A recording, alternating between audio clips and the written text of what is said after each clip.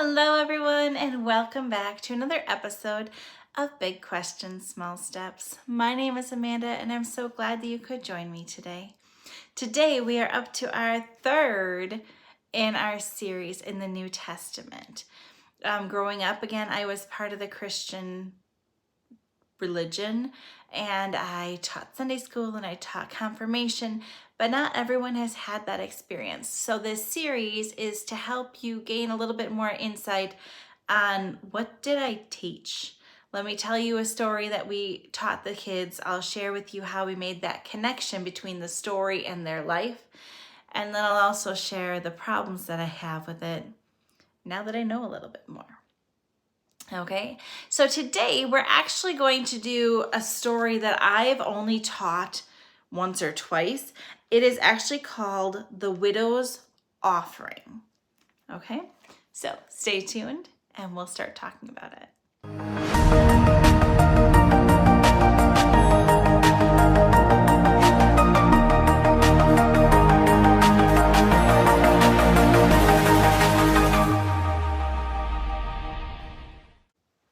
So we're going to read the story from the Good News Bible, today's English version, because that's the Bible that I had on hand.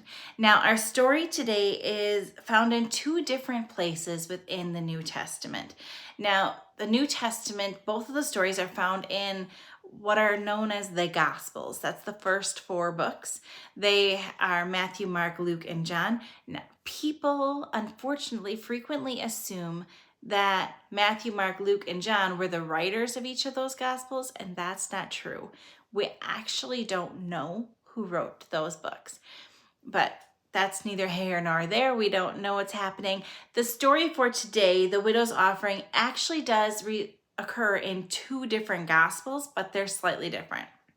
So let's start with Mark. Again, we're in Mark 12, verses 41 through 44. Okay, now they're short. If you watched our series, you'll note that they tend to be less than 10 verses, if you want to call it that.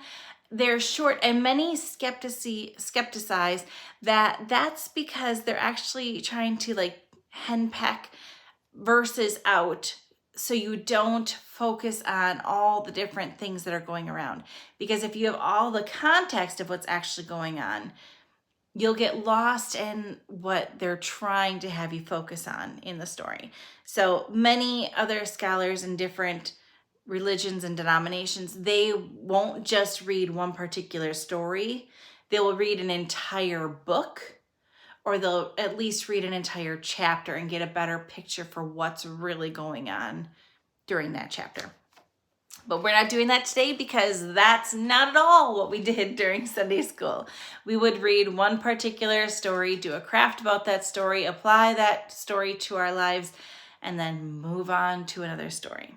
Okay, so today's story is the widow's offering, and we're in Mark chapter 12, verses 41 through 44 again.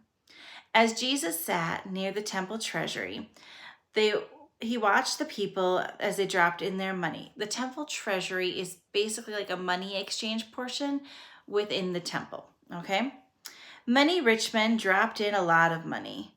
Then a poor widow came along and dropped in 2 little copper coins, worth about a penny. He called his disciples together and said to them, I tell you that this poor widow put more in the offering box than all the others. For the others put in what they had to spare of their riches, but poor as she is, put in all she had. She gave all she had to live on. Pardon me. So basically, Jesus is saying that because she gave fully of herself and not just what she had to spare, she was more faithful. She was a better person than these people who dropped many more coins. Okay. Now the second version of that actually comes in the book of Luke. We're in the chapter 21, verses 1 through 4. And again, it's called the widow's offering. So let's listen for slight differences or variances, okay? Jesus looked around and saw rich men dropping their gifts in the temple treasury. And he also saw a very poor widow dropping in 2 little copper coins. He said, I'll tell you that this poor widow put in more than all the others, for the others offered their gifts from which they had to spare their riches. But she, poor as she is, gave all that she had to live on. So that one's pretty similar, but slight differences. So differences that I noted was one of them called the copper coins pennies. One of them didn't. One made more of a thing about calling the disciples over, and the other one just kind of made it appear like he was talking to the person who was right next to him. Now, when I would be teaching this story to the kids, we talked about how giving of yourself is important, and knowing that you can't always necessarily give financially. I don't know of many 7-year-olds, for example, who have a lot of money laying around. Okay? But that it was more important the act of giving and being truthful with yourself. So with this story, what we talked about is, does it really mean the same if you give, say if you were giving food to the food pantry? Does it mean the same if you're giving a can of Brussels sprouts, which you hate, and you give a can of applesauce, which you love? Like, does it really mean the same? It doesn't mean the same to you.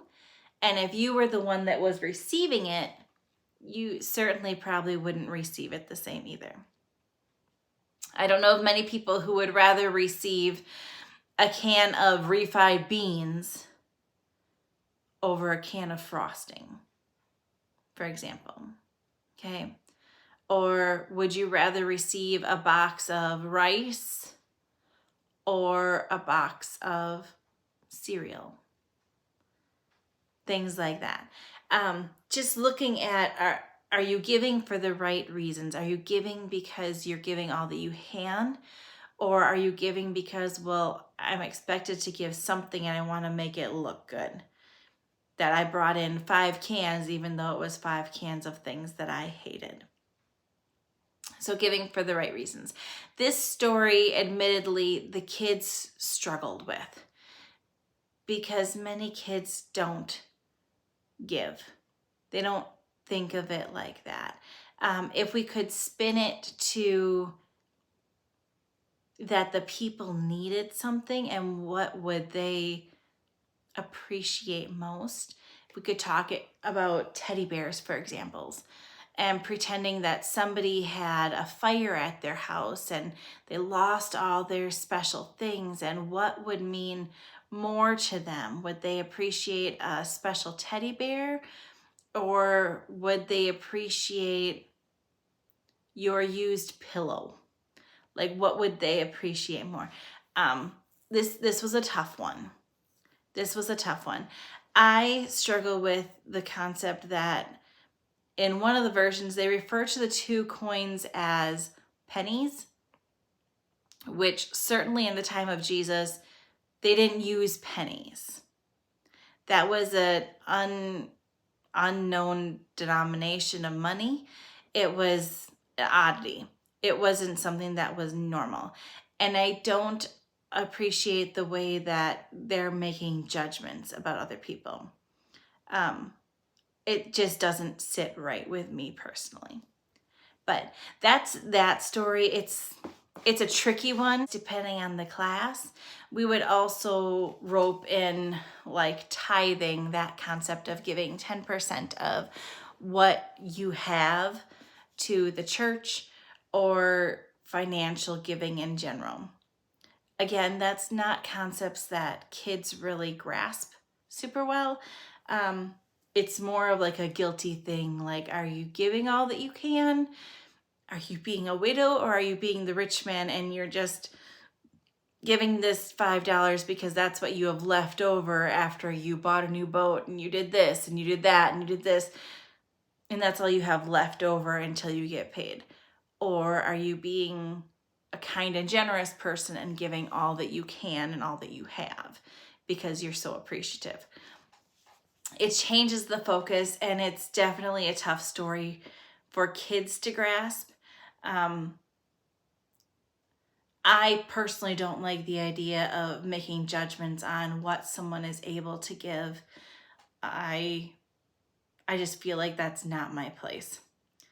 I struggled with that, having judgments. I also struggled with the idea in Christianity that they would give you giving statements. So they would record your offering and then you could claim it on your taxes to prove how dedicated you were. It seemed like a popularity contest to me. I didn't care for that. I don't care for the financial aspect of it. I understand churches are businesses and they need to pay bills, but I don't like when they try to rope it into scripture verses and trying to essentially guilt you into doing things. That doesn't sit right with me. And especially because all this information about how to deal fairly in business transactions and in life and in general, it's already written in the Jewish scriptures. It already is. So it's not needed to do the story again. We didn't really need the story of the widow's offering because it was already written. It wasn't written in that story option. It was written in a different form, but it's already in the Jewish Bible, in the Hebrew scriptures, in the Torah. It's already there. And we don't need a repeat. So that's my interpretation, though. My interpretation. And it comes because I've grown and I've learned, and I continue to strive to learn more and grow more. Because the more you know, the more you grow. And that's my goal always. So if you liked today's video, please go ahead and like and hit subscribe so you can hear our next presentation, which is going to be coming out about the New Testament as well. We are talking about Mary and Martha in the next one. So I hope to see you then. Please remember to hit like and subscribe, and I'll see you next time. Bye-bye.